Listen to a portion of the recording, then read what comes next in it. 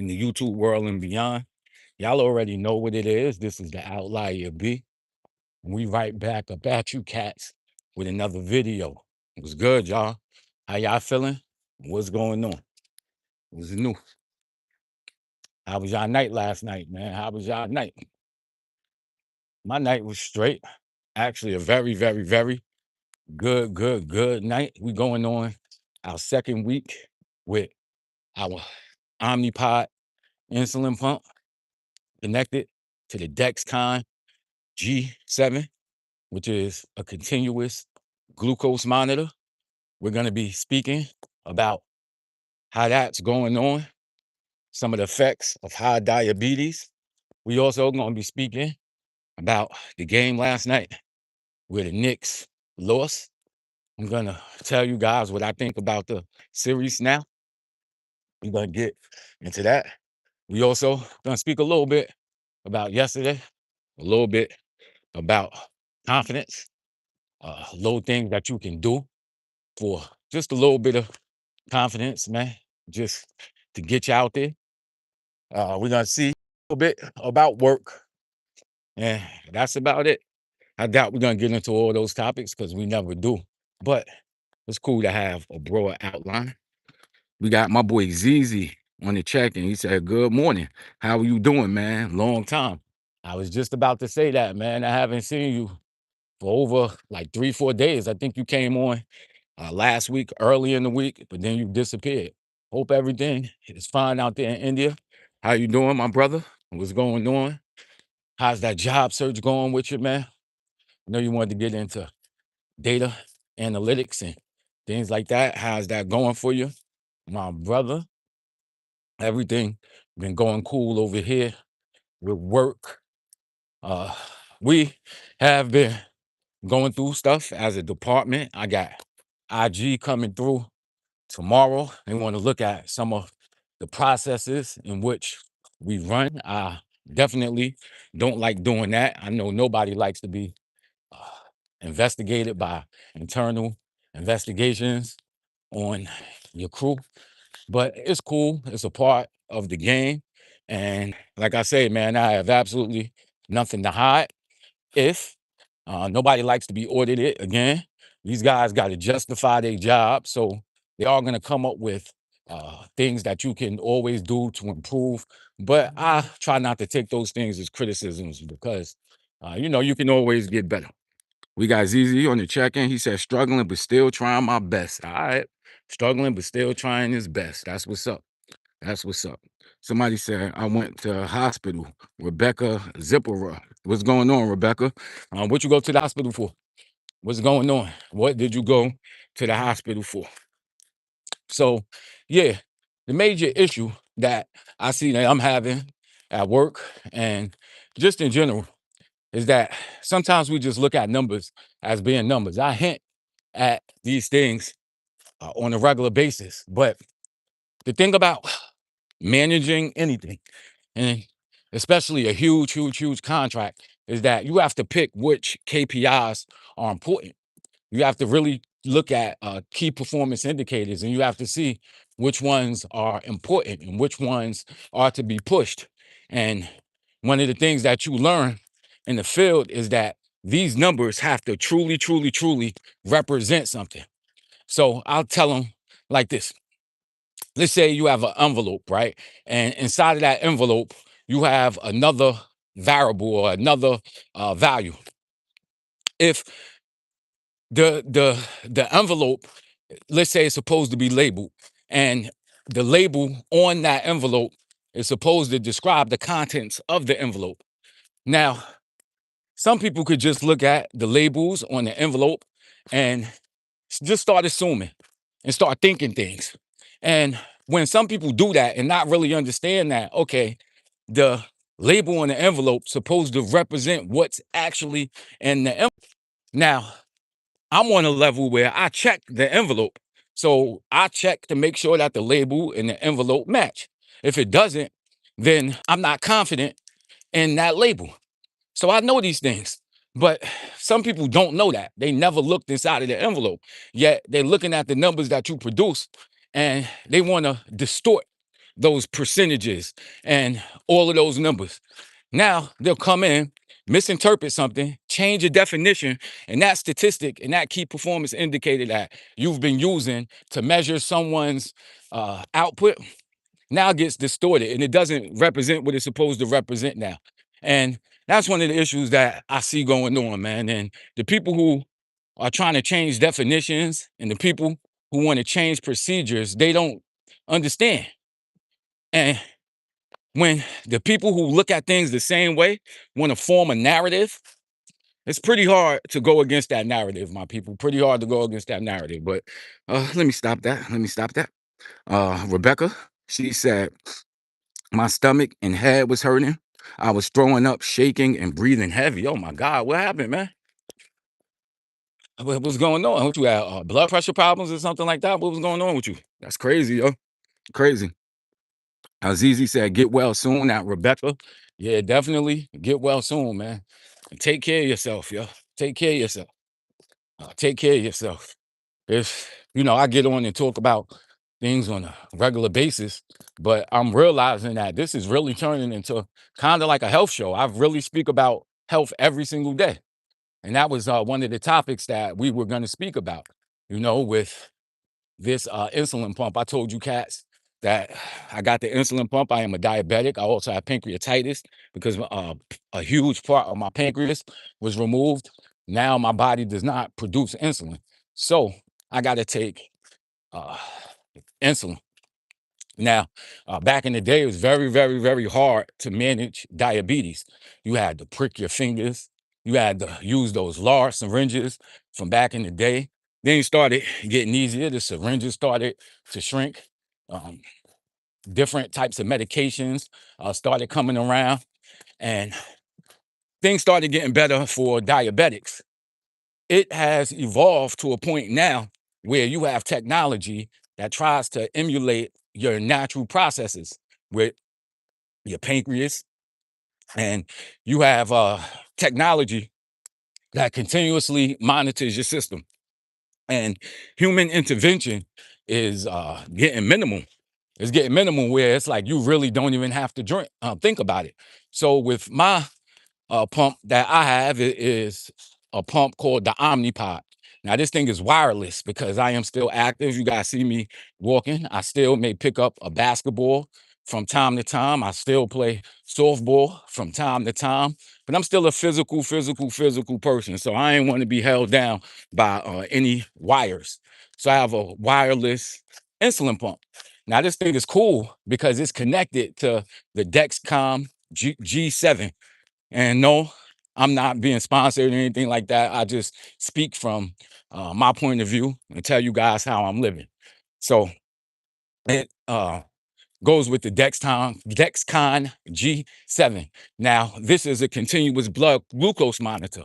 So now, instead of pricking your finger, it's connected to your phone. You just look at the app on your phone and it tells you what your blood sugar is. Now, they have a deal also with the Omnipod. This isn't like magic or anything because almost all of the insulin pumps are connected to a glucose monitor. Now these things communicate, and the Omnipod supposedly has technology where it learns your system, and it intervenes. It releases the proper amount of insulin when it sees that your sugar is going high. So it's basically trying to mimic your whole system, where your pancreas communicate with your body. And these things are cool because now, like I said, all I got to do is count carbs, you know, and counting carbs is cool. Like I really like learning the science behind it, behind counting carbs and learning how my body interacts with certain foods. And it's like cool thing. So for a data analyst like myself, I like to take all my numbers. When I'm really on it, I create like a database. So I say, okay, my sugar was here. I ate this. 2 hours later, what was it? 2 hours after that. And you start getting like uh, a database of your body. And you're seeing how your body interacts with certain foods. And for me, this whole weekend, man, the biggest things that raised my sugar, the highest is iced tea, son, like juices and beverages. But let me read the comment section where y'all like. Somebody said, "Yo, who is this person in the white shirt over there?" Y'all stupid, man. Y'all stupid. I got to always look back when somebody say stuff like that, because the day I don't will be the day somebody in the white shirt is really behind me, you know? But I ain't scared of a dude in a white shirt. Somebody in a white shirt to get these hands, man. Y'all think I'll be walking around here scared of people? You know? On days like this, they don't know who the gangster is. They don't know who the criminal. I could be the criminal. You know what I mean? They don't know. Only you know. So they look crazy. I could walk around looking crazy, son. Word. I could walk around looking crazy. Somebody said, I am now here. Can you call me Alex? What up, Alex? How you feeling? Alex, what's going on? My boy, Mont on the check-in said, if this is an emergency, hang up and call 911. You stupid, Mont. Go to sleep, brother. We got somebody else on the check-in. They came on and said, happy. We got Jen79 official said, do something black, bro. What you want me to do, my man? What you need me to do? We got somebody said, what is your expertise in data analyst? Your strongest thing as a data analyst? What is my strongest thing as a data analyst? I think my strongest asset is to have like a systems approach to everything. So when I see a piece of data, I know it's not just a one-off. I know it's not just a one-off. I look at it as like Darwin, you know? So if you know about Darwin and the Beagle voyage that he went on, and where they go to the Galapagos Islands, and he documented the life that he saw.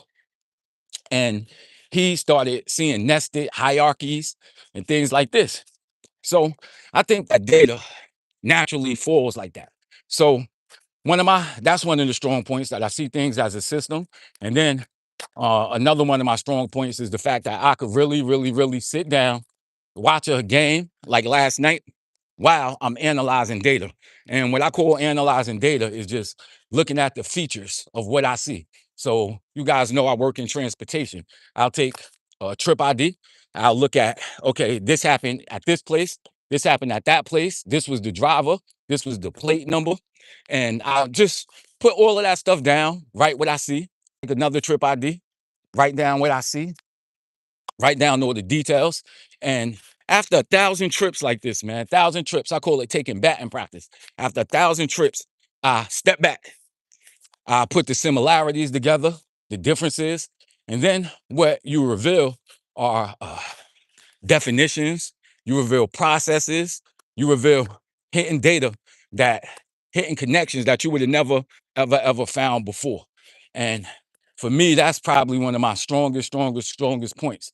So I could look at a data point and put everything together, and just looking at the way that I see everything and looking at where it fits inside of the whole system, I could come up with definitions and tell you what's going on. So that's one of my strongest points, man.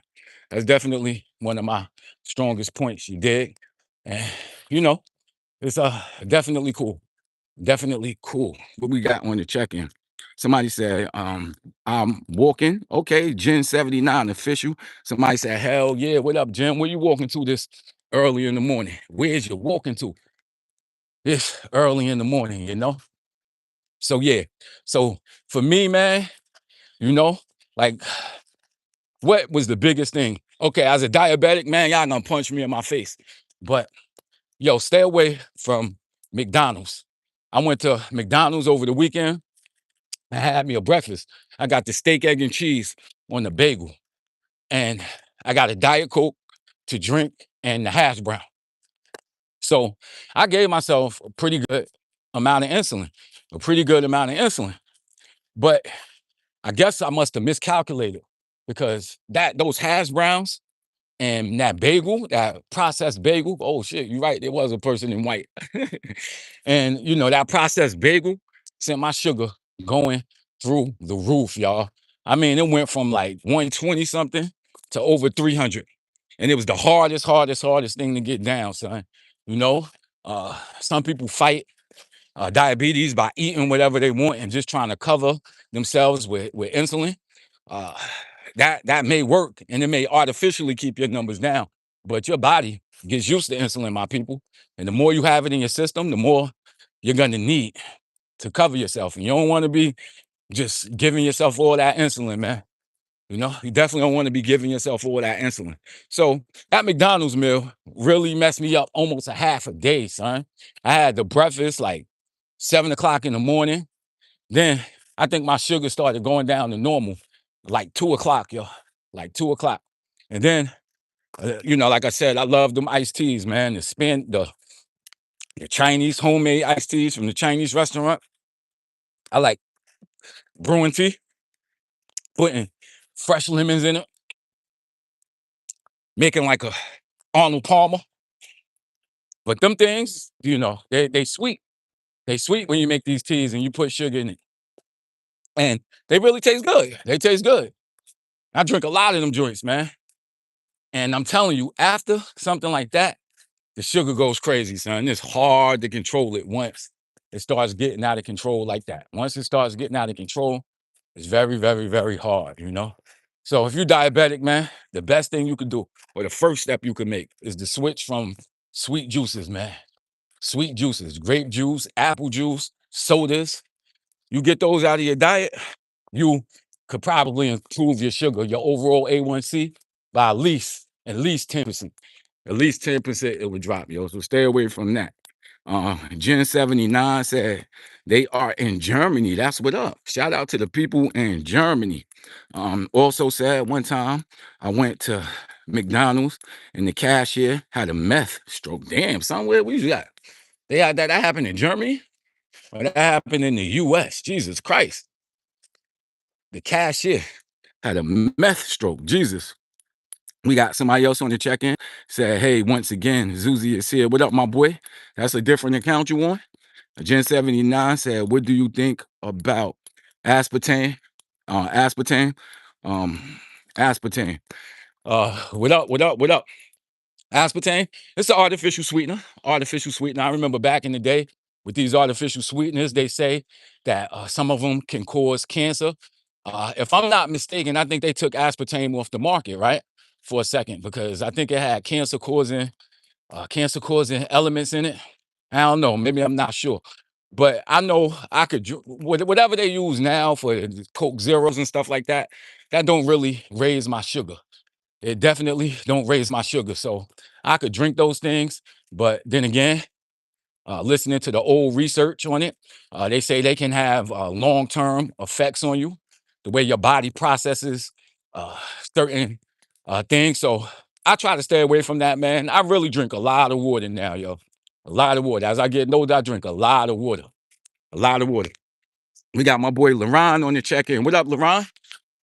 I was talking about LaRon a couple days ago. I told y'all to go check his podcast. He has been on something that's real, son. Put your damn phones down, son. Put your phones, your electronic devices down, y'all. I'm telling you, them things not only, man, I told y'all my story about this stuff, man, how it was taking over my life. I'm over here debating people online over stuff that really didn't matter. I'm asleep, can't sleep, debating people, dropping just a whole bunch of stuff on people, man. And it was just really taking over my life. So I had to get control of that, man. Like Broken Tradition said, I put my phone down, man. I started focusing on stuff in my real life. And, I definitely feel much better. Not only that, you got to look at how much money going to marketing, these colors that they use. They are hacking the shortcuts to your brain. They hacking shortcuts into your brain. And you really can't, compete with all of this research that these advertisers have. They really taking over your mind. Not only that, there's also research that show when you sleep, right? Let's say you sleep and you're one of those people that sleep with your phone next to your head.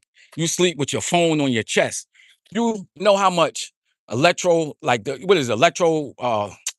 Wi-Fi and all that stuff, and some of the radiation from the phone and things like this that's going into your system, into your bloodstream. I remember looking at some of the research on that when COVID happened, because y'all don't remember, but when COVID first dropped, people were saying Wi-Fi caused it. What was they saying? Damn, whatever it was. They were saying that caused COVID.